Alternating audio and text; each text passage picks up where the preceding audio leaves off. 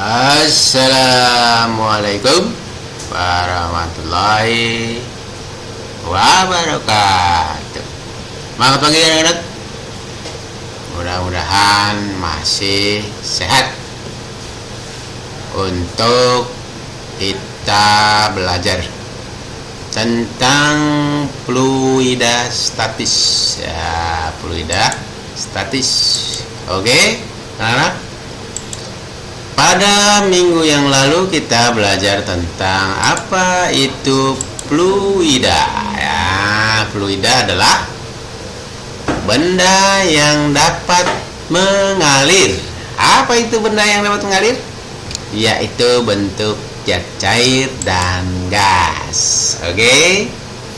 Jadi ada zat cair, fluida incompressible, gas compressible. Nah, kemarin minggu yang lalu incompressible apa? Compressible apa? Nah, diingat kembali ya. Nah, statis itu adalah keadaan di diam. Jadi, fluida statis adalah belajar tentang benda yang dapat mengalir dalam keadaan diam. Pada minggu yang lalu kita belajar tentang hidrostatik dan hukum Pascal. Hari ini kita akan belajar tentang hukum Archimedes dan tegangan permukaan. Nah, oke. Kita lihat ini ada profil hukum Archimedes. Iya, kita lihat seperti ini si Archimedes. Oke, bagaimana si Archimedes ini? Mari kita saksikan video berikut. Saksikan. Nah, ini dia. Waktu kecil kita pasti pernah main di pinggir kolam. Terus sambil berbatu. Oke. Tapi waktu itu belum kita pernah tanya. Kenapa bisa begitu? Kita mungkin berpikir, kalau batu itu berat. Tapi terus kita lihat kapal jauh lebih besar dan jauh lebih berat dan mereka bisa cepat mengapung dan nggak tenggelam. Lalu kita penasaran, kenapa itu bisa terjadi? Oke, kenapa bisa terjadi? Jawabannya ternyata bukan semata karena berat, namun karena adanya semacam kekuatan yang dinamakan gaya angkat dan tingkat kepadatan benda itu sendiri. Gaya yang satu ini dikeluarkan sama orang jenius ini, yang bilang kalau semua benda dicelupkan ke dalam air, baik sebagian atau semuanya, maka ia akan mengalami gaya angkat ke atas yang sama besar dengan berat yang dipindahkannya itu. Tapi si gaya angkat ini gak akan mengangkat maksud kalau bola yang dalam kita ini lebih berat dari bola yang dalam ukuran yang sama.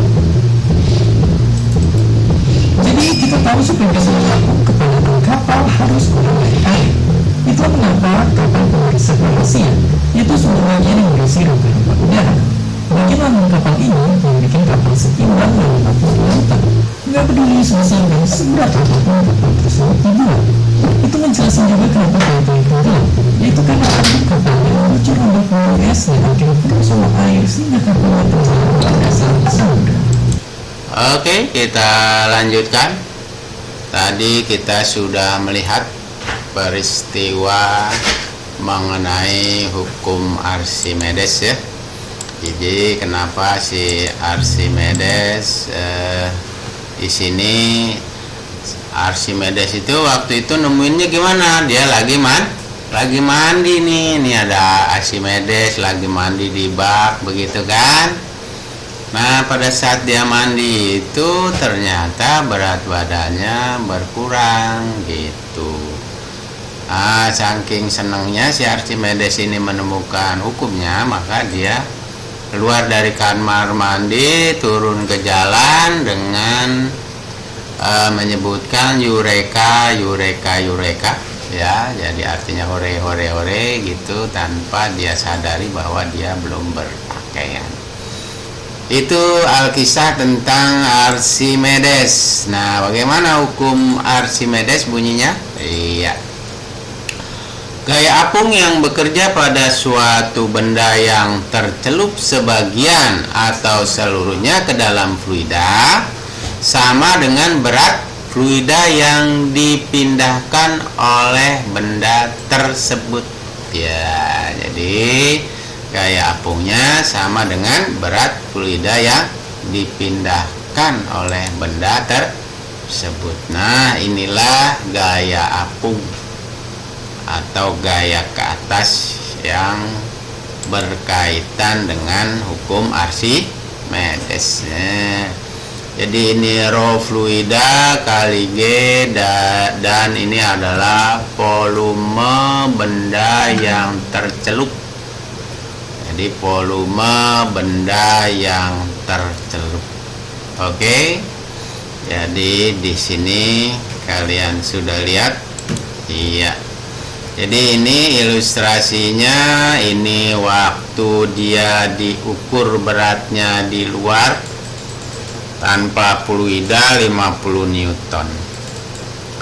Setelah dia diukur di dalam air, ternyata tuh beratnya berkurang, yaitu 45 Newton. Nah, ini air yang dipindahkan ke sini sama dengan ya berat benda yang dipindahkan. Berapa ini? Ya, di sini 50 kurang 45 yaitu 5 Newton. Inilah gaya ke atasnya. Begitu ya. Inilah gaya ke atasnya. Nih berat benda di udara dikurangi berat benda di dalam fluida sama dengan gaya apungnya. Oke. Nah, inilah kasus-kasus daripada hukum Archimedes, terapung melayang tenggelam. Ya, kenapa benda bisa terapung? Karena gaya ke atasnya lebih besar dari berat dari berat bendanya. Kenapa benda bisa melayang? Karena gaya ke atasnya sama dengan berat bendanya. Nah, kenapa bisa tenggelam? Karena gaya ke atasnya atau gaya apungnya lebih kecil dari berat bendanya. Jadi misalnya ini ada kapal, ya kapal yang tadi diilustrasikan, maka gaya ke atasnya lebih besar dari berat kapal itu. Begitu ya. Oke, kenapa bisa terjadi? Karena massa jenis benda lebih kecil dari massa jenis fluida. Di sini massa jenis benda sama dengan massa jenis fluida. Benda tenggelam bagaimana? Benda tenggelam dikatakan massa benda lebih besar dari massa jenis fluida. Oke, kita lihat aplikasinya. Itu ada kapal selam gitu ya. Nah, kita lihat di sini sebuah contoh soal. Sebuah benda ditimbang di udara, beratnya 200 Newton. Nih WU-nya 200. Setelah itu benda ditimbang di dalam air menjadi 100 Newton. Ya kan?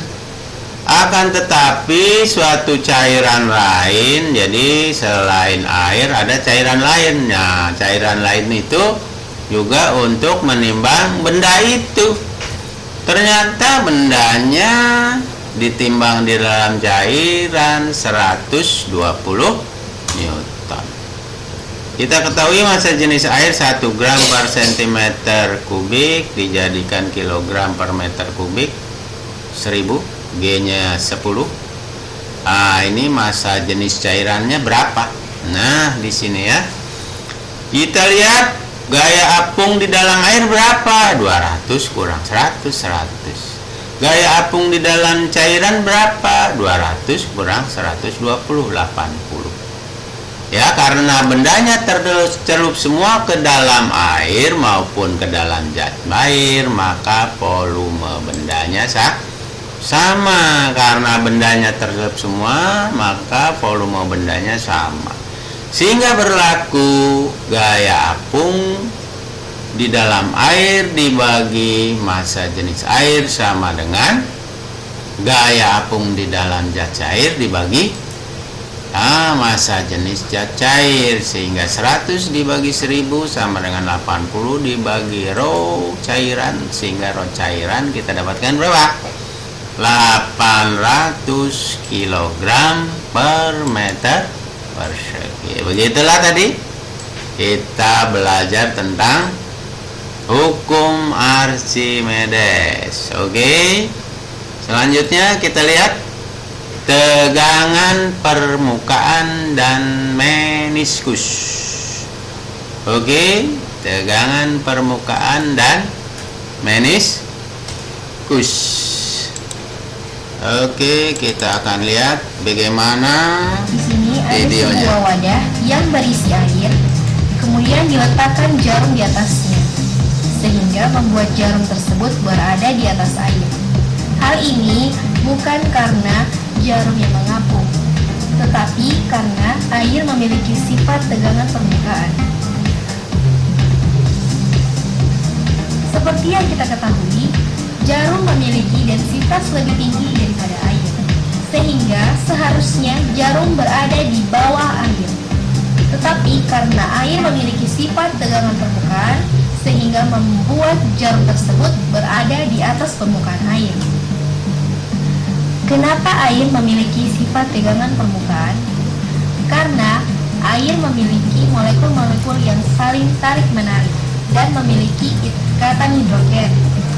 Molekul air akan membentuk grup atau gumpalan, sehingga ikatan hidrogen akan menyebabkan gumpalan tersebut tarik-menarik atau adanya gaya kohesi.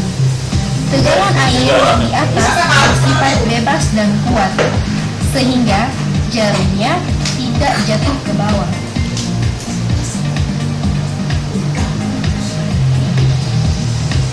Ketika tegangan permukaan di atas air rusak, maka jarum tersebut jatuh.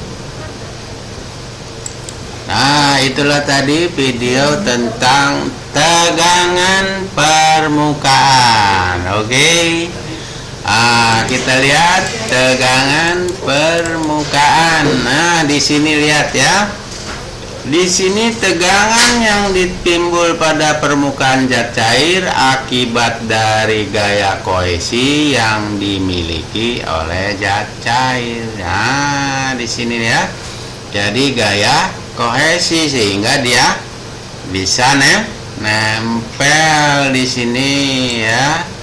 Nah, gaya kohesi. Nah, ini tegangan permukaan. Hanya bagaimana rumusnya? Yaitu gaya dibagi ya panjang permukaannya ya. Tegangan permukaan Newton per meter, gaya adalah Newton, L adalah panjang pada permukaan atau satuannya meter.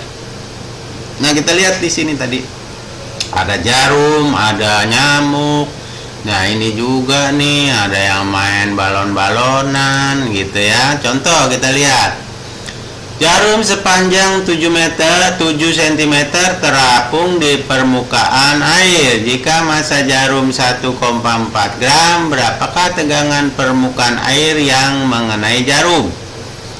L adalah 7 cm, masanya adalah 1,4 gram, maka berapakah tegangan permukaannya? Gaya dibagi panjang permukaan, M kali G per L, yaitu 1,4 di 10 pangkat min 3, kenapa? Jadiin kilo. Kali 10 dibagi 7 kali 10 pangkat min 2, maka kita dapatkan 0,5 Newton per meter ya. Oke. Selanjutnya kita lihat apa yang dimaksud dengan meniskus ya. Meniskus itu apa? Yaitu gejala melengkungnya permukaan zat cair ketika bersentuhan dengan zat padat atau dinding bejama. Apa yang menyebabkannya? Yaitu adanya gaya kohesi dan gaya adhesi. Apa gaya kohesi? Yaitu gaya tarik-menarik antara partikel zat sejenis. Wah, gaya adhesi apa? Gaya tarik-menarik antara partikel zat yang tidak sejenis ya. A, tidak sejenis. Koheren sejenis. Oke. Nah, ini adalah gaya apa? Ya. Apa ini? Ini meniskus cekung. Nah, ini meniskus cembung. Nah, meniskus cekung. Nah, sudut kontaknya bagaimana? Nah, lebih kecil dari 90 derajat. Meniskus cembung sudutnya lebih besar dari 90 derajat. Nih lebih kecil, ini lebih besar ya, lebih besar dari 90 derajat. Ya, ini kita lihat, ini sudutnya meniskus cekung, ini meniskus cembung. Oke, kita lihat. Nah, ini adalah meniskus cekung, ini adalah meniskus cembung. Ini kohesinya lebih besar, tarik menarik antara sejenisnya lebih besar dibandingkan dengan air. Oke, kita lihat ya. Nah, setelah itu kalian membuat apa? Iya, diskusi mandiri dengan mendengarkan tadi, ditulis ulang. Setelah itu iya, kuis. Oke, sampai di sini saya. Wassalamualaikum warahmatullahi wabarakatuh.